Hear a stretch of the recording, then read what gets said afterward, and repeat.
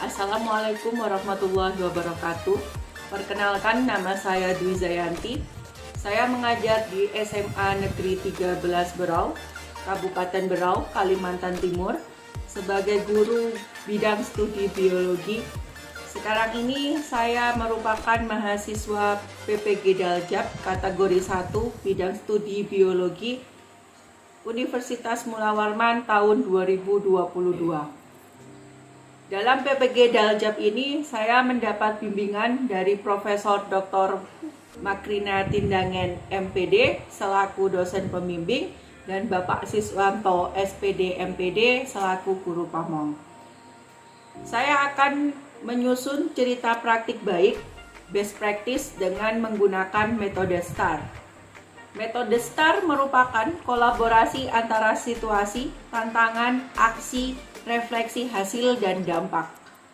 Terkait pengalaman mengatasi permasalahan siswa dalam pembelajaran. Dengan tujuan yang ingin saya capai, meningkatkan kemampuan literasi, numerasi, motivasi, serta karakter pada siswa pada pembelajaran materi keanekaragaman hayati. Dalam metode STAR, yang tahap pertama yang dilakukan adalah melihat situasi atau kondisi yang menjadi latar belakang masalah yang dihadapi siswa dalam pembelajaran, yaitu sebagian besar siswa belum termotivasi dalam pembelajaran, kurangnya literasi siswa, rendahnya kemampuan numerasi dan karakter siswa pada saat pembelajaran materi keanekaragaman hayati. Tahap kedua metode STAR adalah tantangan. Tantangan yang dihadapi oleh guru antara lain, yang pertama, selama ini guru kurang menguasai model pembelajaran yang berpusat pada siswa atau student center. Yang kedua, guru kurang menguasai aplikasi-aplikasi dalam membuat media penunjang pembelajaran. Yang ketiga, guru kurang terampil dalam menggunakan dan mengoperasikan alat-alat penunjang pembelajaran. Yang keempat, siswa kurang termotivasi dalam pembelajaran biologi. Yang kelima, siswa belum terbiasa belajar dengan model pembelajaran yang guru gunakan. Yang keenam, sarana dan prasarana penunjang pembelajaran yang masih terbatas. Tahap ketiga dalam metode STAR adalah aksi. Langkah-langkah yang dilakukan untuk menghadapi tantangan dalam pembelajaran adalah melakukan konsultasi dengan dosen pembimbing dalam membuat perangkat pembelajaran inovatif dan kontekstual, membuat media pembelajaran inovatif dan menarik untuk meningkatkan minat siswa dalam pembelajaran, melakukan konsultasi dan koordinasi dengan kepala sekolah, teman sejawat dalam memenuhi fasilitas sekolah yang masih terbatas dalam pembelajaran. Langkah pembelajaran yang saya lakukan adalah dengan menggunakan model pembelajaran PJBL berbasis PBL dengan pendekatan saintifik, yaitu mengamati, menanya, mengumpulkan informasi, mengasosiasi, dan mengkomunikasikan. Serta menggunakan metode penugasan, kerja kelompok, presentasi, diskusi, tanya jawab, dan ceramah. Tahap keempat dalam metode STAR adalah refleksi dan dampak. Dampak yang terjadi terhadap siswa setelah diterapkan aksi pembelajaran yang dilakukan oleh guru antara lain meningkatnya motivasi siswa dalam pembelajaran, siswa aktif dalam mencari informasi atau literasi tentang materi yang dipelajari, Meningkatnya kemampuan numerasi terlihat dari kemampuan mengolah data pengamatan yang dituangkan dalam laporan hasil pengamatan, serta meningkatkan karakter siswa dalam kegiatan pembelajaran terlihat dari keterampilan siswa dalam melakukan pengamatan permasalahan yang ada di lingkungan sekitar. Dilihat dari hasil analisis evaluasi pembelajaran, langkah yang telah dilakukan terbukti berhasil secara optimal dan sangat efektif dalam meningkatkan motivasi, numerasi, literasi, dan karakter siswa. Respon yang sangat positif juga muncul dari peserta didik, orang tua siswa, rekan guru, dan kepala sekolah. Setelah tantangan dalam kegiatan pembelajaran diatasi, maka guru berhasil menyusun dan menerapkan pembelajaran inovatif yang dapat disaksikan melalui video berikut ini.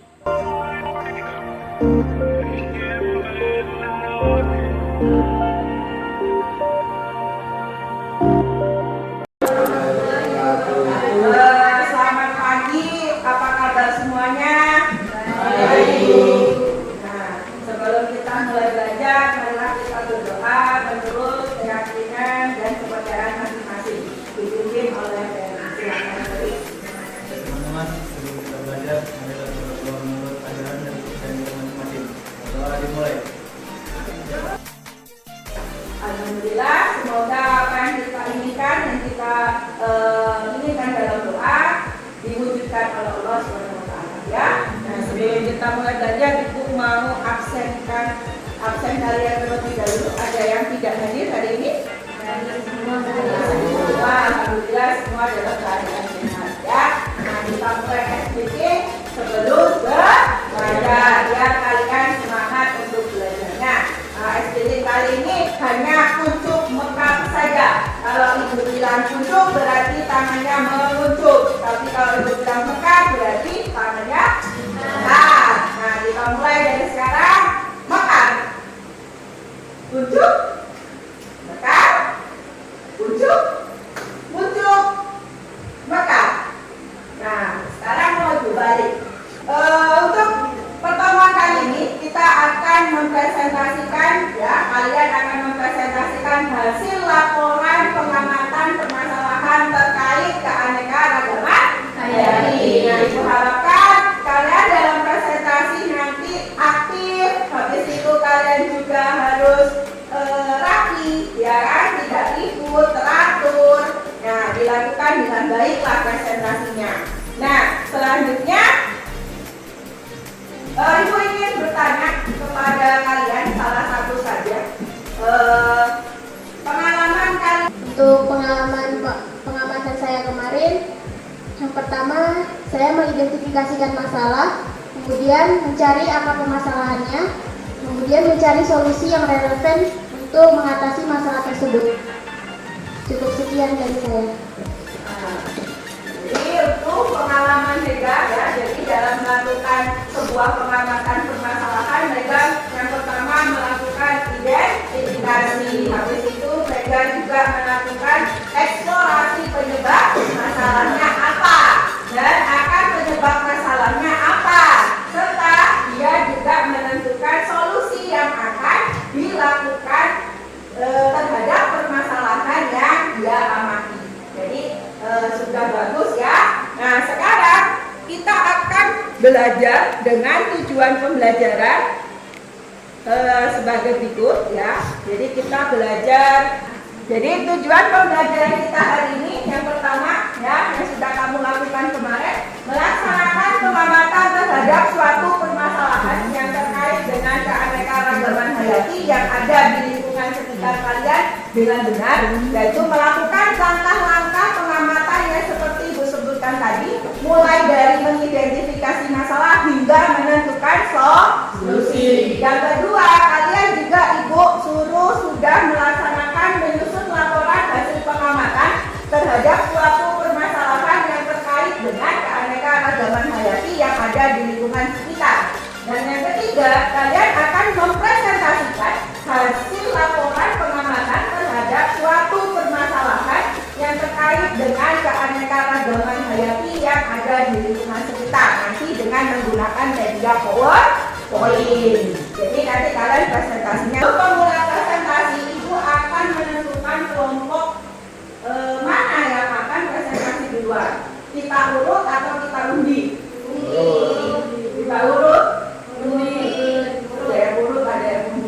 Bisa urut aja sudah ya? Kesepakatan ya? Jadi kelompok 1 kita untuk maju yang pertama, kelompok 2 berikutnya, dan kelompok 3 untuk presentasi selanjutnya.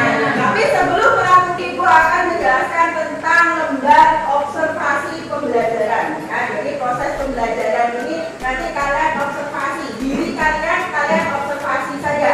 Ya, jadi masing-masing akan Ibu bagikan satu lembar ini. Nah, nanti kalian isi kolom ini, kalian isi ya. Ada nama siswa, ada kelas. Nanti kolom ini kalian contek saja. Misalnya, kalian dalam melakukan proses pembelajaran ini pada saat presentasi kalian ada bertanya.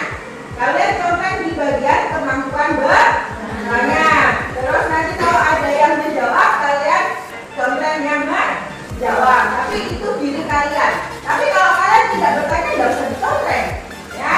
Terus keterampilan pada saat presentasi itu juga kalian gunakan contek juga. Kalau misalnya kamu menggunakan komputer dalam presentasi, contek di sini.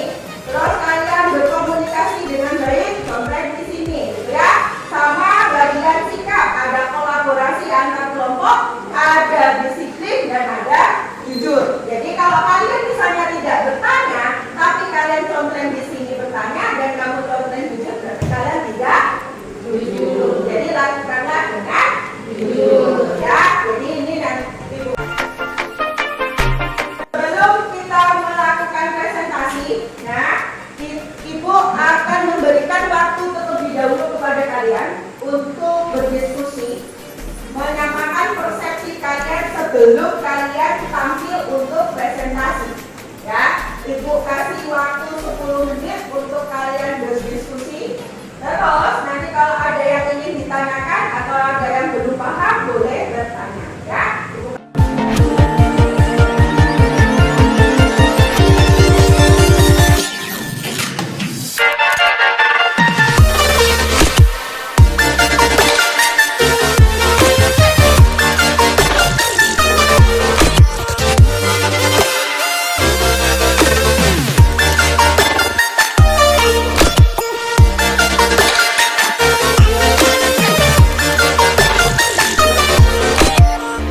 Assalamualaikum warahmatullahi wabarakatuh dan selamat pagi.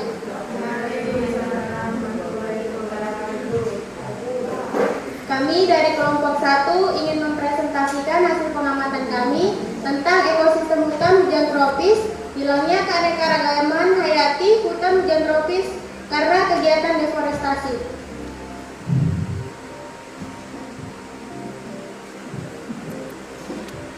Nama kelompok yaitu Mega Prihatina, Kartika Wanda, Ratnawati, Alvina Damayanti, Teresia Nolewuwur, dan Ferry Handika.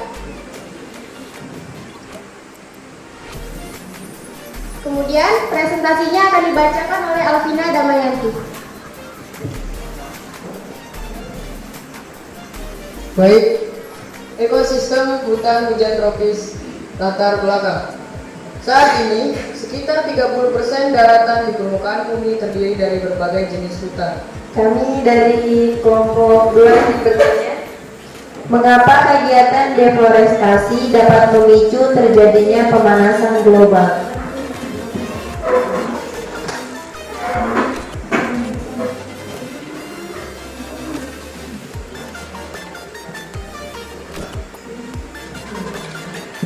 Kerusakan hutan yang terus-menerus bisa menyebabkan tanah menjadi tandus sehingga akan sulit dipengaruhkan untuk bercocok tanam. Selain itu, kerusakan hutan bisa memicu terjadinya berbagai macam bencana yang pada akhirnya akan menimbulkan kerugian, baik itu kerugian material maupun non material. Baik, terima kasih. Memberikan penguatan hasil dari presentasi kalian, ya, secara umum saja bahwa hilangnya keanekaragaman hayati itu disebabkan oleh beberapa hal atau beberapa faktor. Secara umum ini ya, Ibu tidak membahas per kelompoknya, tapi secara umum hilangnya keanekaragaman hayati itu disebabkan oleh beberapa faktor. Yang pertama itu adalah adanya penebangan hutan atau yang disebut deforestasi yang pada kelompok 1 tadi, ya kan? Yang kedua, hilangnya habitat flora dan fauna. Yang ketiga, bisa juga karena adanya pencemaran lingkungan. Yang keempat, bisa juga terjadi karena eksploitasi secara berlebihan tumbuhan dan hewan. Terus yang kelima, bisa juga terjadi karena adanya perubahan iklim.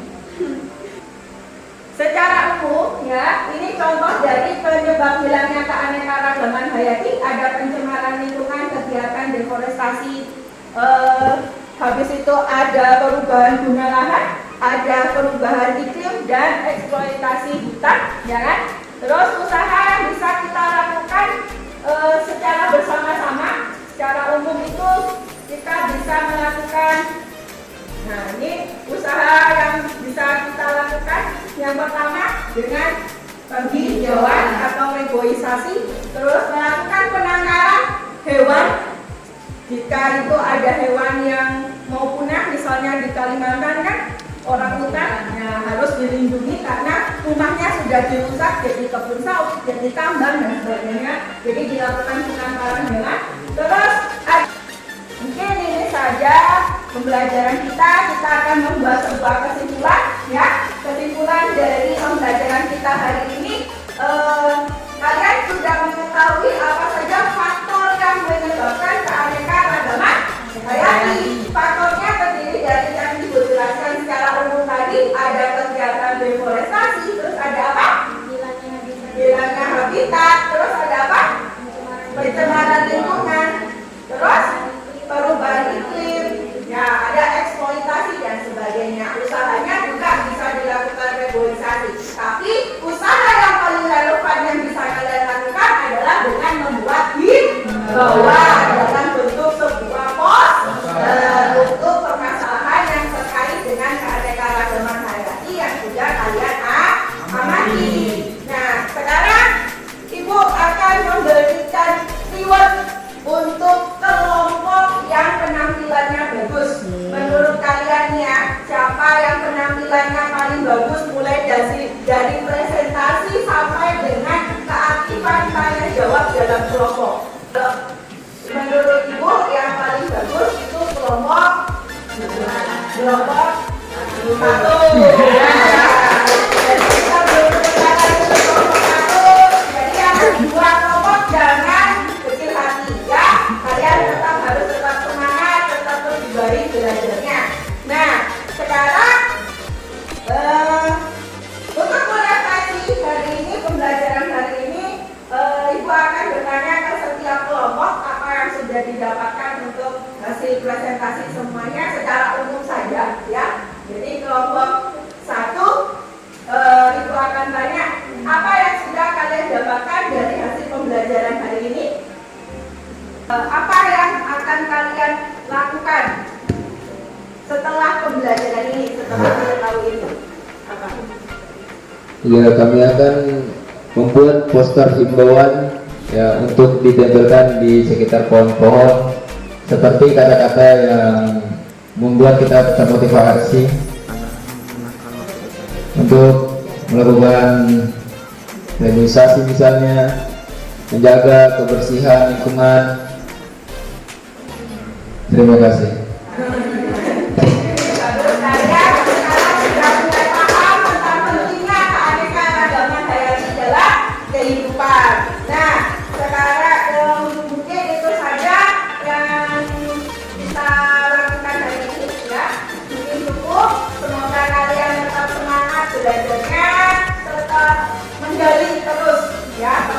Pengetahuan agar kalian dapat pengetahuan yang lebih banyak lagi. Terus untuk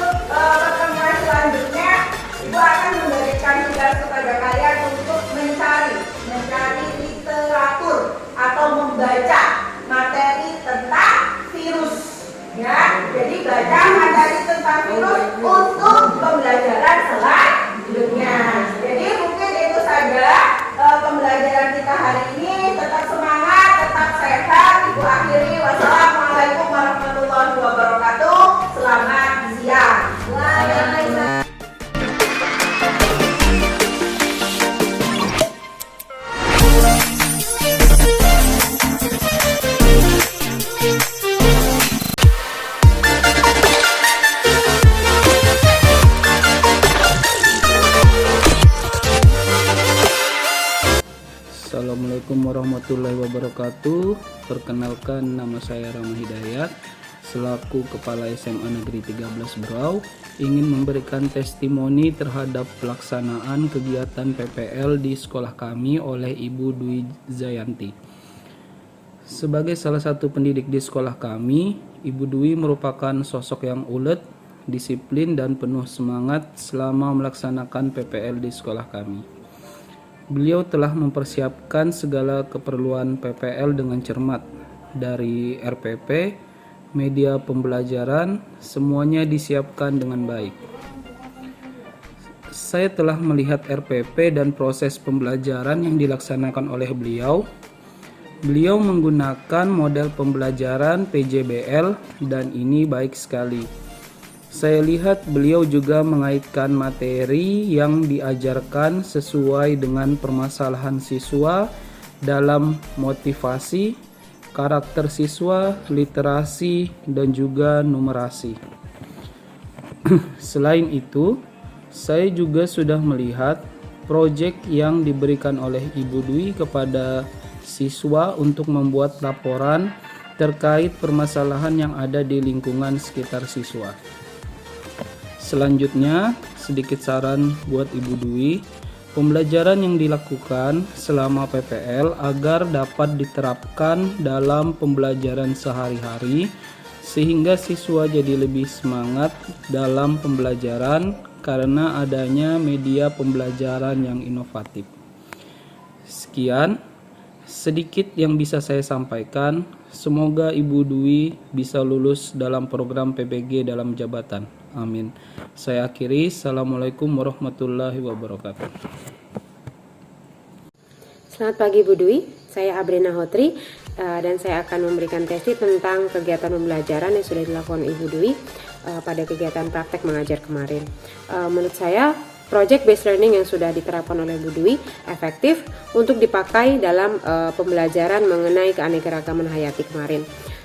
Project based learning membentuk siswa untuk lebih mandiri, kritis, dan juga fokus pada solusi dan bukan pada masalah. Nah, di sini pertanyaan-pertanyaan kunci yang sudah disusun oleh siswa menurut saya akan membangun cara berpikir kritis anak-anak sehingga memiliki keingintahuan juga untuk mengetahui yang lebih mendalam tentang proyek yang sedang mereka kerjakan.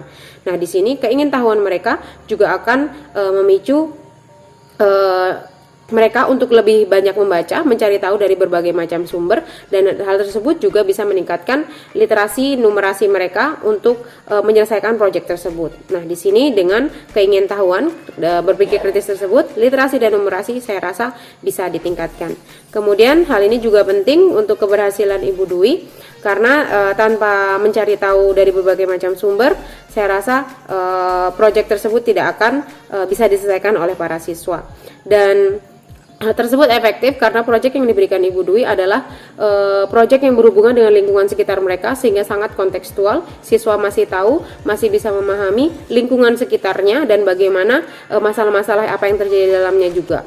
Dan hal yang mungkin bisa menjadi hambatan untuk project based learning dari topik Bu Dwi kali ini adalah mungkin kerjasama tim dan juga mungkin fokus anak-anak pada pertanyaan-pertanyaan kunci karena jika mereka fokus hanya pada masalah dan bukan pada solusi, maka hal ini akan menghambat pembelajaran dan menghambat penyelesaian proyek yang telah mereka dapatkan. Demikian dari saya, terima kasih. Assalamualaikum warahmatullahi wabarakatuh. Saya perwakilan dari wali murid SMA Negeri 13 Berau. Dalam penerapan metode pembelajaran saat ini, saya selaku orang tua dapat merasakan bahwa anak-anak lebih termotivasi belajar di rumah, memanfaatkan waktu dengan kegiatan positif karena anak-anak semangat dalam mencari literatur materi pembelajaran. Juga dapat mencari solusi atas permasalahan yang ada di sekitar. Terima kasih telah membimbing, mengarahkan untuk memanfaatkan teknologi ke hal-hal yang lebih positif. Assalamualaikum warahmatullahi wabarakatuh. Assalamualaikum warahmatullahi wabarakatuh dan selamat siang. Menurut saya, cara belajar dan mengajarnya yang Ibu lakukan membuat saya lebih semangat dan lebih menyenangkan karena saya mampu menggali potensi yang saya punya dalam diskusi, membahas permasalahan yang terjadi di lingkungan sekitar kita terkait materi yang kita pelajari. Terima kasih. Selamat pagi, menurut saya dengan belajar permasalahan yang terjadi di lingkungan sekitar membuat saya lebih memahami konsep materi yang disampaikan oleh ibu. Terima kasih. Menurut saya, pelajaran yang dilaksanakan oleh ibu sekarang membuat saya lebih bersemangat dalam mengikuti pembelajaran dan saya menjadi lebih paham tentang materi yang dipelajari. Assalamualaikum warahmatullahi wabarakatuh. Baik, menurut saya cara belajar dan mengajar yang ibu lakukan membuat saya lebih semangat dan lebih menyenangkan karena saya mampu menggali potensi yang saya punya dan saya menjadi lebih paham tentang konsep materi yang disampaikan oleh ibu guru. Sekian dari saya. Terima kasih.